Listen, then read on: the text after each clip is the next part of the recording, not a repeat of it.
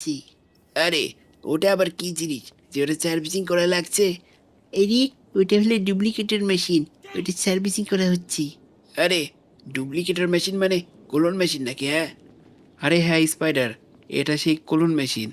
আরে, তাই নাকি? এটা কি ঠিকঠাক মতো কাজ করে নাকি করে না?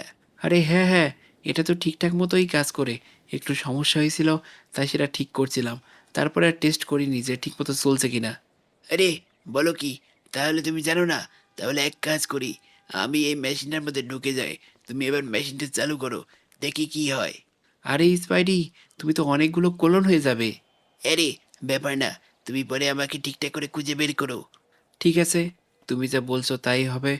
তাহলে তুমি ওইখানে চুপচাপ দাঁড়িয়ে থাকো, আমি এখন এই মেশিনটা চালু করছি। তো চলো গাইস, মেশিনটা এক্ষুনি আমি চালু করে দিই। এই তো, এই নাও, হয়ে গেছে মেশিনটা চালু। এবার দেখি স্পাইডারম্যানের কি হয়।